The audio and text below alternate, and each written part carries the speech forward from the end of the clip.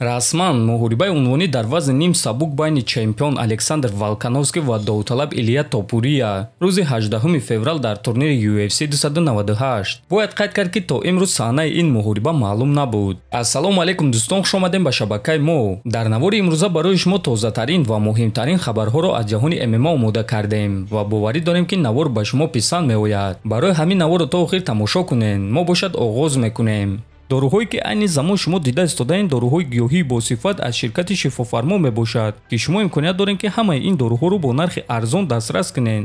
доруҳо барои хунукзадагӣ ва қавӣ кардани мардонагӣ, барои фарбе ва харобшавӣ, барои ришу мӯйсарбарорӣ, барои дарди дил, дарди мушакҳо ва ҳамчунин равғани сиёҳдона ки пайғамбар саллаллоҳу алайҳи васаллам гуфта буд ки ба ғайр аз марг ба ҳамаи дигар дардҳо даво мебахшад. худи ҳозир ба номерҳои дар рӯи экран буда занг зада доруҳои даркории худро харидорӣ кунед ва ҳатман аз номи канали Паҳлавон гап занед. ҳамин гуна шумо ҳам доруҳои даркории худро ба даст меоред ва ҳам канали моро сахт дастгирӣ мекунед.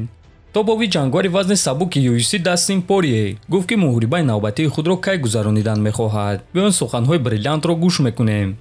фикр мекунем ки дар турнири UFC 300 баромад кардан беҳтарин мешуд. ма чанд маротиба гуфта будам ки то турнири UFC 400 шояд ки ма карьераи худро ба анҷом расонам. ана имконияте дар турнири UFC 200 ҷангиданро ма аллакай аз даст додам. барои ҳамин хеле хуб мешавад агар ки дар рӯйхати муҳорибаҳои ман ҳадди аққал баромад дар турнири UFC 300 пайдо шавад. мо бо роҳбарони UFC вохӯрда оиди ин чиз суҳбат кардем ва ма фикр мекунам ки мо бо онҳо ҳамфикрем. агар ки мо рақиби хуб барои муҳорибаи калон ташкил кардан пайдо кунем, пас мо ин муҳорибаро дар турнири UFC 300 мегузаронем, гуфтааст Порие. дӯстон, ба фикри шумо ки рақиби арзанда барои Дастин Порие шуда метавонад? метавонед фикротонро нависед. мо бошад мегузарем ба дигар хабар. шаби гузашта варзигари тоҷик ҷангвари UFC Муин Ғафуров бо ҳамроҳии ҷангвари топи вазни худ Мераб Двалишвили ва проспекти вазни худ Раул Росас Ҷуниор якҷоя тамрин гузарониданд. Двалишвили онҳоро ба хонаи худ ба меҳмонӣ даъват кард. имрӯз омада хона мерафт спаринг дадри гаражиш зал кадаги ина зал. хотиррасон мекунем ки ҳам Муин, ҳам Раул ва ҳам Мераб дар вазни 61 килограмм баромад мекунанд. айни замон Мераб дуюм рақами рейтинги вазни 61 килограмм аст. Раул бошад проспект ва аз ҳама ҷангвари ҷавонтарини UFC аст ки ӯ ҳамагӣ 18 сол дорад. Муин Ғафуров бошад бо UFC барои 4 муҳориба шартнома дорад ва дар 2 муҳорибаи худ мутаассифона шикаст хӯрдааст. барои ҳамин акнун ба Муин дар муҳорибаи навбатӣ ғалаба хеле муҳим аст ва мо ба ӯ муваффақият орзумандем.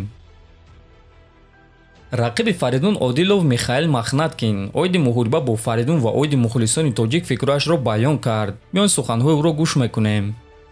тамринҳо хуб гузашта истодааст. тамрин карда омода шуда истодаем ва муҳорибаро интизорем. фикр кардем ки дар Санкт Петербург меҷангем, аммо чунин шуд ки акнун рӯзи 24 декабр пеш аз соли нав меҷангем ва кӯшиш мекунем ки ба ҳама ид ташкил кунем.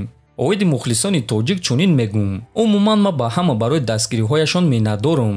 фарқ надорад ки онҳо киро дастгирӣ мекунанд, аммо дар октагон мо ду кас меҷангем ва барои ман фарқ надорад ки онҳо зидди ман дод вой мекунанд ё ин ки барои ман. вақте ки ма ба октагон медаром, ма ягон касро намешунавам. ҳатто мешавад ки ма кунҷи худро намешунавам. барои ҳамин ба ман фарқ надорад. ма ба он ҷо барои ғолиб шудан мебарам, тамом, гуфтааст Махнаткин.